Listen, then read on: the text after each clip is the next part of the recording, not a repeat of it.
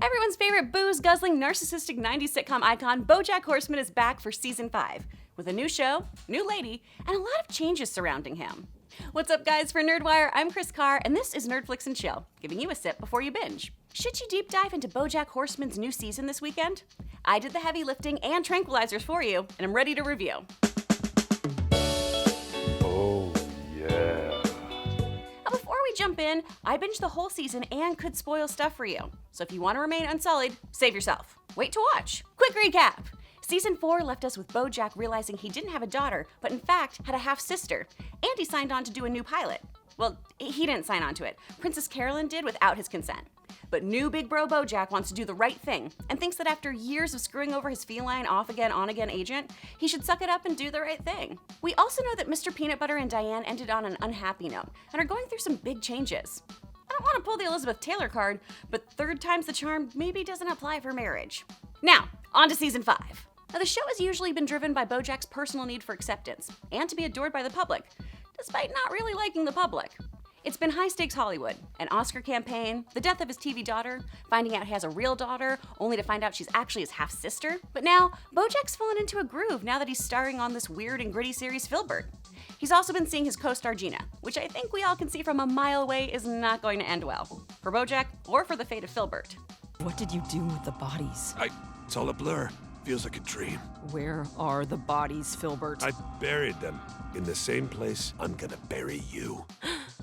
Right here. Oh, kiss me, you smart, handsome renegade. There's no time for that now. The nuclear missiles are coming. Okay, seriously, what is Filbert about? A dude who killed a guy who killed his wife and also the apocalypse? Is that it? I mean, okay, I'd totally watch Filbert and Sassy dish out great one-liners. Well, that didn't pan out. We got no leads, and the Olive Garden won't deliver. Sure, when you're there, you're family. While all the behind-the-scenes Hollywood stuff is great, the real trophy piece of the season, though, is episode 6, Free Churro. I just got a free churro because my mom died. No one ever tells you when your mom dies, you get a free churro. The episode has a 17-minute-long eulogy BoJack delivers for his mother. It's a bold move, monologuing for that long, and the show really digs its heels into it by only showing BoJack, not cutting to funeral goers only until the end, when BoJack looks in the coffin and realizes he's not even at the right funeral. While it's a funny closer that subverts expectations, it's even better for what it forces its audience to experience. You don't get to look away as you, the viewer, have to listen to how much of a wreck the Horseman family matriarch was, straight from the horse's mouth. She was really good at dispensing life lessons that always seemed to circle back to everything being my fault. We learned so much more about BoJack's upbringing, relationship to his mother, relationship he wished he had, and how much influence she had over him and who he became. All I know about being good, I learned from TV. It's a really powerful look at not having closure when you lose someone, especially when you're the victim of some sort of toxic relationship. And Will Arnett gives a powerhouse performance. This episode alone is totally worth the watch. BoJack also struggles with a pill addiction this season, and we're treated to a nice, very special episode moment where, honestly, I was waiting for Hollyhock to do a Zach Morris timeout as she explained how sometimes pills are okay, but only for medical purposes. Only for medical purposes, which in the context of the show makes sense. I don't mean to sound jaded, but it's honestly a really sweet scene. So, thank you for caring about me. I love you. Say it back, dude! Oh my god, you're so emotionally constipated, you stupid junkie! The love of his little sis can't fight his appetites to pop pills like Tic Tacs, and things definitely go pear-shaped. Dude's a mess, but hey, he's got a hit TV show. What could go wrong? While season 5 primarily focuses on our boy BoJack, as per usual, the supporting cast has a lot going on. I personally always enjoy the second-string character storylines a little more than BoJack treading water and screwing up his life. Mr. Peanut Butter, fresh off of yet another divorce, struggles with losing Diane and navigates a new relationship with Pug Pickles. We get some more backstory in a Halloween episode that looks back on PB's past relationships. And then, this dirty dog cheats on sweet awesome Pickles with his ex-wife! I should be specific, it's Diane. The thing between us. Got it. When we had sex? Right. I was on top and then briefly on bottom, human-y style. Mr. Peanut Butter ends up being a real jerk this season. He's so concerned with being liked and praised that he can't even come clean about his infidelity with Pickles. Pro tip, don't propose to someone instead of telling them you cheated on them. This is how you end up with 4 marriages and probably definitely 4 divorces. Casting the Vietnamese-American human Diane has always been viewed as problematic by many, as she's been voiced by Alison Brie. Now, the other side of the argument, of course, is that with voice work, you can play anything. Different animals, different races, anything. Regardless, the show decided to address that choice in story. I can't speak for if it feels satisfyingly fixed, but the writers sort of reverse engineered Diane this season, making her feel disconnected from her cultural roots. Diane also grapples with her divorce and seeing her ex with a new girlfriend, and she tries establishing better boundaries with BoJack. Like, every season. Only this time around, she's had it, and she goes off at him at the Filbert premiere, blaming him for Sarah Lynn and for not opening up to her and being honest about his past actions. This moment was pretty intense to watch. Diane this season was often harsh, hypocritical, and proved that she wasn't going to always forgive or excuse BoJack's actions. But that's part of being a friend. On the Todd Chavez front, Todd's asexuality and an asexual relationship is explored further. Yolanda has an insanely sex-positive family. Any ordinary man would be madly aroused by the body that starred in every single porn version of a John Hughes movie. 16 cans, titty and pink, the breakfast chub, homo bone. Okay, so maybe just more emphasis on insane. Mom and Sis seem to really want to bone Todd. One for fun, the other for revenge.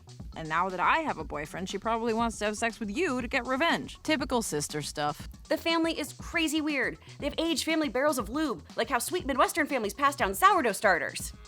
There's never a better time to come out to your family than when you're wrestling your sister slathered in homemade Astroglide. And supposedly, the family has one thorough but respectful dialogue on the subject, and everyone's cool. That title card definitely felt like a cop-out. Like the writers couldn't be bothered with coming up with that discussion. But then again, I'm sure a deep, meaningful conversation about asexuality wasn't a barrel of laughs. Ultimately, Todd and Yolanda break up since the only thing they have in common is their asexuality. Animated Jesse Pinkerton needs somebody who really gets him, like Jessica Jones when they were doing all that meth together. The couple that meths together loses all their teeth and dies young. I'm getting very off track here. Also, he builds a sex robot named Henry Fondle. I want to be inside you. And, as always, can Princess Carolyn catch a goddamn break? For real? Give me my baby boy.